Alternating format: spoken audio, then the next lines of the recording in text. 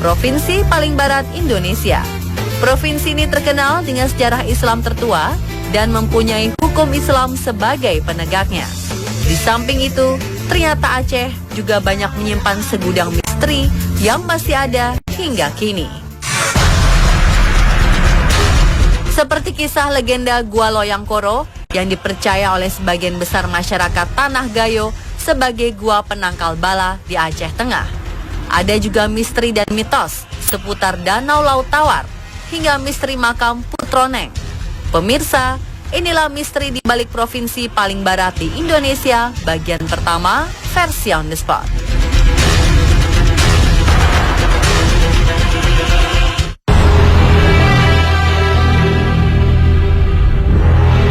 Terletak di Takengon, Aceh Tengah, Gua Loyang Koro memiliki sejarah panjang melalui masa kerajaan Raja Linge. Kekuasaan raja di abad ke-12 mencakup beberapa kota di Aceh, termasuk ke seluruh wilayah Takengon, Aceh Tengah. Pada saat itu, wilayah Takengon seringkali menjadi sasaran serangan dari kerajaan lain. Diceritakan, dahulu masyarakat Gayo sering membawa ternaknya dari pesisir menuju desa Isak. Kala itu, banyak terjadi pencurian dan kejahatan sihir atau ilmu hitam, sehingga menyebabkan ternak-ternak tersebut hilang atau mati tanpa sebab. Diyakini, hal ini merupakan ulah kerajaan lain yang ingin menguasai Aceh Tengah. Setelah banyaknya korban bertebaran, Raja Linge memutuskan membuat satu jalan alternatif melalui Gua Loyang Koro untuk menghindari bahaya kejahatan sihir dan ilmu hitam tersebut. Dengan melewati Gua Loyang Koro, hewan-hewan ternak akan terhindar dari kejahatan sihir dan aman sampai tujuan. Ini karena dinding gua yang begitu tebal tak dapat ditembus oleh kekuatan jahat. Salah satunya itu, karena kalau kerbau dibawa lewat hutan itu banyak kali serangan hewan-hewan buas. Kemudian juga ada konon ceritanya magic daripada kerajaan yang berkuasa di sebelah sini dengan di sebelah gunung sana. Sehingga kalau lewat gunung itu namanya Burlintang, ini kalau kerbau di sana akan mati. Juga demikian dari sini, kalau bawa dari sini melewat Burlintang itu kerbaunya akan mati. Jika sebelumnya masyarakat Gayo harus menempuh ratusan kilometer untuk menuju desa Isak, berkat jalan alternatif ini, jarak yang harus ditempuh hanyalah 35 km saja. Kini, seiring berkembangnya zaman dan perubahan alam, Gua Loyang Koro yang dulunya bisa tembus ke desa Isak, lambat laun mengalami perubahan kontur secara alami, hingga tak bisa lagi dijadikan sebagai jalan alternatif. Sementara belum ada, tapi saya udah pernah coba sampai 1 kilometer ada. Tapi kalau lihat situasi guanya setelah 1 kilometer itu masih memungkinkan untuk dilewati. Nah, hanya ada beberapa sisi yang harus kita merayap. Jadi ini secara ilmu mungkin geologi ya. Jadi ada perkembangan stalagmit ya, stalaktit yang air menetes yang dari atas yang disebut dengan stalaktit. Kemudian yang tetesan yang di bawah itu disebut stalagmit. Jadi lama-kelamaan yang dari bawah naik ke atas, yang dari atas turun ke bawah sehingga gua ini menyempit. Sejak dulu masyarakat Gayo mempercayai berbagai mitos dan kisah misteri di balik Gua Loyang Koro. Mulai dari kisah tentang sekelompok tentara yang tersesat hingga anak muda yang menjadi histeris ketika berada di dalam gua. Ada beberapa mungkin masa-masa konflik, ada sekelompok tentara yang ingin masuk ke sana tanpa minta izin ya. Kalau kita larang nggak boleh. Jadi kebetulan waktu itu sudah masuk dia lama sampai berjam-jam nggak ingatnya jalan pulang. Sampai udah lemas di sana. Padahal waktu itu lampunya hidup, ya kan? Karena sudah lamanya saya udah khawatir, saya lihat ke dalam. Rupanya dia nggak tahu jalan keluar. Dan antara lampu masih hidup.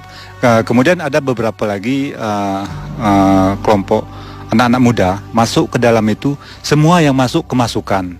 Ini mungkin niatnya yang nggak bagus. Dari sebuah kisah gua penangkal bala pada masa Raja Linge, tepat di muka gua terdapat Danau Laut Tawar. Konon, danau penuh misteri ini selalu minta tumbal setiap tahunnya.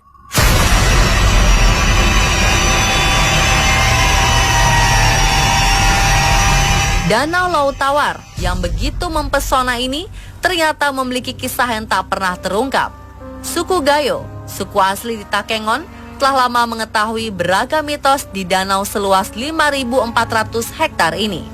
2015 kemarin, warga dataran tinggi Gayo sempat dihebohkan dengan munculnya angin puting beliung. Peristiwa yang terekam dalam video amatir ini lantas dihubung-hubungkan dengan kemunculan sosok penunggu Danau Laut Tawar yang bernama Putri Ijo. Sosoknya dipercaya sebagai makhluk gaib penunggu Danau Laut Tawar yang memiliki wujud seperti Putri Duyung. Menurut legenda, Putri Ijo siap memakan korban jika terjadi kejahatan di sekitar danau. Masyarakat Takengon juga percaya keberadaan Danau Laut Tawar ini layaknya sebuah ubur-ubur yang siap menerkam mangsanya masuk ke dasar danau.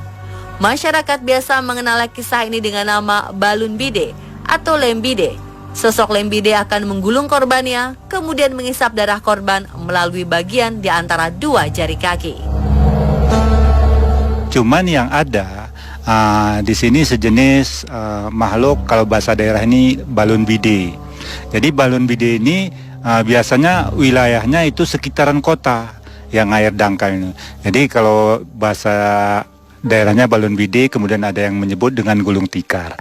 Tetapi ini kalau kita kaitkan dengan ilmu biologi, itu memang benar. Itu ubur-ubur. Jadi ubur-ubur ini habis memangsa orang, setelah mengisap darahnya, kemudian dia lepas lagi. Nah, jadi orang yang dimangsanya kalau udah tenggelam muncul kembali ke permukaan. Kemudian biasanya orang ini udah meninggal. Jadi ini mungkin yang ada di danau itu. Sedangkan 2005 silam, masyarakat di sekitar Takengon juga sempat dihebohkan dengan berita kemunculan seekor naga besar dari Danau Laut Tawar. Itu mungkin sekitar tahun 2005 pernah memang heboh di media adanya muncul naga.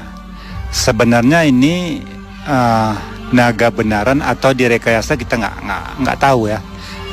Yang jelas itu mungkin direkayasa kemunculannya itu, karena sepengetahuan saya nggak pernah ada naga di sini. Selain kasus kemunculan seekor naga, 3 tahun lalu, salah satu warga Bener Meriah, Takengon, hanyut dan tenggelam ke dasar danau. Pihak kepolisian melakukan proses pencarian dan berhasil membawa jasad korban kembali pulang untuk dikebumikan. Mungkin sekitar 3 tahun kebelakang ini sudah nggak ada lagi. Kalau nggak sebelumnya tiap tahun ada. Jadi di sekitar jembatan yang menuju kemari, itu sekitar 3 tahun terakhir itu ada yang tenggelam di tempat dangkal itu. Kebetulan kalau secara kasat mata bisa kita lihat di situ dangkal kan, tetapi orang ini bisa tenggelam. Jadi waktu dicari kebetulan sudah meninggal, baru dia muncul. Ada yang percaya dengan mitos ini, ada pula yang tidak. Akan tetapi korban jiwa di Danau Laut Tawar nyaris selalu terjadi tiap tahunnya. Selain kerap meminta tumbal, danau kebanggaan masyarakat Aceh ini juga menyimpan bom aktif seberat 1,5 ton. Di sini juga terdapat bom nenas, senjata yang sudah berkarat, peluru, serta bom kecil lainnya yang sudah melekat di bebatuan.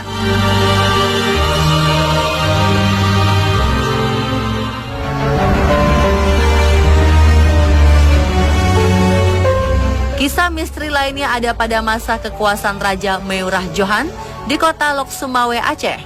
Di masa pemerintahannya, hampir sebagian masyarakat Aceh memeluk agama Islam. Meski terbilang mayoritas, suku Aceh telah lama hidup berdampingan dengan beragam suku, ras, agama, dan tradisi dari berbagai macam daerah. Salah satunya warga asli keturunan etnis Tionghoa. Kisah warga asli keturunan etnis Tionghoa paling terkenal dalam sejarah Aceh beramal Putroneng. Putroneng, pemilik nama asli Nyan Nyo Lian Ki ini, merupakan jenderal Cina Buddha yang ingin menguasai daerah Aceh. Tetapi usahanya tak berhasil. Setelah dalam pertempuran, sang jenderal berhasil ditaklukkan oleh pasukan Meurah Johan. Sang ulama besar berasal dari kerajaan Perulak asli Tanah Gayo. Setelah kalah dari peperangan di kota Lingke, Nyanyo Lianqi langsung memeluk agama Islam dan namanya diberi gelar sebagai Putroneng. Putroneng hidup sekitar 1180 Masehi dan kisahnya paling dikenal adalah cerita Putroneng yang kabarnya memiliki 100 suami dari kalangan bangsawan Aceh. Dikisahkan ia memiliki 99 suami yang semuanya meninggal saat malam pertama. Hanya suami ke-100 saja yang berhasil lolos dari kematian. Di masa hidupnya dulu, Putroneng menyimpan banyak emas, sampai-sampai emas miliknya itu pernah ditemukan penjaga makam. Jadi menghina dirham, peng. Di dalam dirhamnya tulisan Arab. Jadi peng Putroneng. Jadi jabu naik pelumpau. Jadi abu gua di Ratuno. Di Putronengnya getibit dari rumah. Merumpa abu bajalan ke. Nah ketinya kalung kubah. Lu kubah rumah. Namun, emas yang ditemukan ini konon menghilang saat dibawa ke rumah. Kabarnya, setiap bulan purnama akan muncul sesosok siluman harimau di sekitar makam. Masyarakat percaya, barang siapa melihat sosok siluman harimau putih, maka akan mengalami demam tinggi. Makam Sang Jenderal cantik ini terletak di pinggir jalan Trans Sumatera, Medan, Banda Aceh. Memang syarat dengan kisah gaib. Konon, ada kisah seorang guru yang meninggal setelah mengambil foto di makam ini. Ada yang juga mengaku melihat siluet putih dalam foto, atau foto yang diambil tidak memperlihatkan gambar apapun. Masyarakat Takengon percaya, apabila seseorang membawa pulang salah satu bagian fosil berusia 7.000 tahun ini, maka akan menderita sakit hingga membawa malapetaka.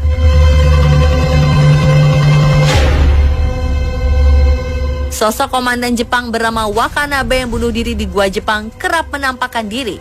Saksikan kelanjutan sisi misteri di provinsi paling barat Indonesia part 2 esok di jam yang sama hanya di On The Spot.